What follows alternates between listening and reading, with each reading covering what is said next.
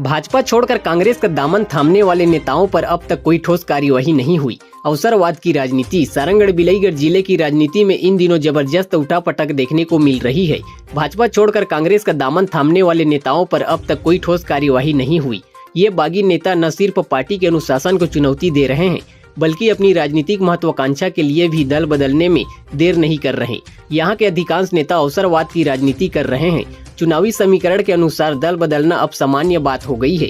कई परिवार ऐसे हैं जिनके सदस्य भाजपा और कांग्रेस दोनों में मौजूद हैं, ताकि जो भी पार्टी सत्ता में आए उनका लाभ बना रहे। इससे साफ यह है कि नेताओं के लिए विचारधारा से ज्यादा अहम उनकी व्यक्तिगत सत्ता और स्वार्थ है। जनता हर चुनाव में बड़े वादे के झांसे में आ जाती है, लेकिन नतीजा वही ढाक तीन के पात रहता है।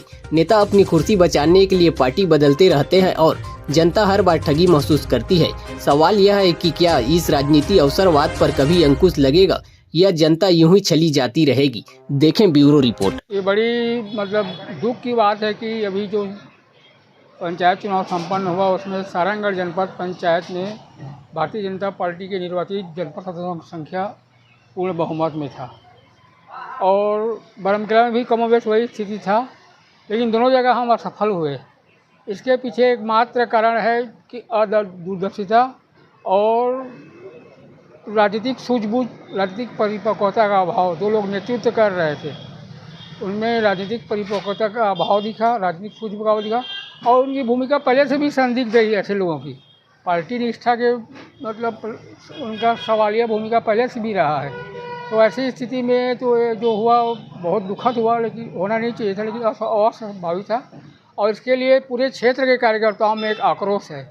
जिस तरह से आज कार्यकर्ताओं का मनोबल टूटा है और भारतीय जनता पार्टी के हर वरिष्ठ नेता को गांव के कार्यकर्ता, छोटे कार्यकर्ता, शहर के कार्यकर्ता जिस तरह संदिग्ध दृष्टि से देख रहे हैं, ये पार्टी के लिए बहुत चिंता का विषय है। भविष्य में विश्वास का संकट खड़ा हो गया है भारतीय जनता पार्टी के नेताओं के प्रति, उनके कार्यकर्ताओं को। क्या वजह है अभी तक इनके ऊपर कोई कार्रवाई? इनके ऊपर कार्रवाई करने के लिए पूरे जनपद सदस्य जो भारतीय जनता पार्टी के थे और जो भारतीय जनता पार्टी प्रमुख कार्यकर्ता थे, मंडल, सभी ने एक स्वर में मांग किया कि जिनकी भूमिका इसमें संदिग्ध रही है और जिनका भूमिका है कांग्रेस के जनपद अध्यक्ष उपाध्यक्ष बनाने में भारतीय जनता पार्टी जिन कार्यकर्ताओं का, पदाधिकारियों का, उनको निष्कासित किया जाए, ये मांग कर चुके हैं और इसकी शिकायत ऊपर तक भी हो चुकी है और निश्चित रूप से आने वाले समय में उनके खिलाफ अनुशासनात्मक कार्रवाई होगा और उनको पार्टी से बाहर का रास्ता दिखाया जाएगा। देखने को मिला है कि एक ही घर पे दो पार्टियों के संचालन हो रहा है। हाँ, यहाँ बहुत से कार्यकर्ता हैं जो एक भाई भाजपा में है, एक भाई कांग्रेस में है।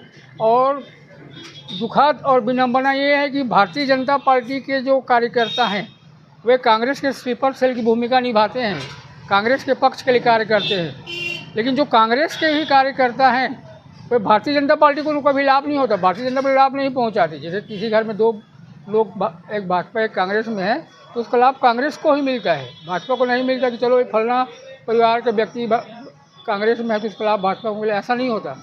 केवल गद्दारी और धोखा भारतीय जनता पार्टी में रहकर ही करते हैं। ऐसे लोगों की सूची बनाई गई है, ऐसे लोग चिन्हांकित है पहले से ही। उनको तो मौका ही नहीं मिलना चाहिए किसी प्रकार के संगठनात्मक गतिविधि में, संगठनात्मक चयन में, लेकिन अपनी जगह बना लेते हैं। यही दुर्भाग्य है पार्टी का। और आज जो स्थिति बनी हुई है, मुझे नहीं लगता कि आने वाले समय में हम अच्छा प्रदर्शन कर पाएंगे। बहुत चिंता का विषय है हमारे कार्यकर्ताओं के लिए, हमारे पार्टी के लिए। इस पर बहुत गहन चिंतन करना चाहिए पार्टी को और वैसा उपाय करना चाहिए कि कार्यकर्ताओं का जो मनोबल है टूटा हुआ है वो फिर से वापस आए, कार्यकर्ताओं में एक आत्मविश्वास जगे और एक नई लड़ाई के लिए हम सब भारतीय जनता पार्टी कार्यकर्ता एकजुट होकर काम करें, ऐसा जरूरत है। सारंगढ़ की राजनीति किस रूप में लेते हैं, चाहे कांग्रेस हो या भाजपा? देखिए, सारंगढ़ नगर की ये दुर्भाग्य है, नगर का दुर्भाग्य है कि यहाँ ऐसे किसी भी सही जनप्रतिनिधि का आज तक सारंगढ़ को साथ नहीं मिला है। यहाँ के नेताओं के दोनों हाथों में लड्डू है। चाहे ये सिंडिकेट की जो राजनीति है यह सारंगढ़ के लिए हमेशा से घातक रहा है और उसके फलस्वरूप सारंगढ़ नगर की स्थिति ये बनी कि ये पहले लोकसभा हुआ करता था, लोकसभा यहाँ से ख़त्म हो गया। उसके बाद 1959 में ये नगर पालिका का दर्जा प्राप्त था सारंगढ़ को, जो फिर से नगर पंचायत हो गया। आज तक आप ये देखेंगे इतिहास में किसी भी क्षेत्र को क्रमशः किसी भी चीज़ का विकास 1 से 2, 2 से 3 3 से 4 इस तरह से ग्राफ ऊपर उठता है, लेकिन सारंगढ़ के लिए ये ग्राफ हमेशा नीचे की ओर आता रहा है। और सारंगढ़ वर्तमान जो राजनीति और यहाँ का जो सिंडिकेट की राजनीति है, सलवा की राजनीति है, इसका ही परिणाम है कि आज सारंगढ़ नगर ये इस स्थिति को प्राप्त है।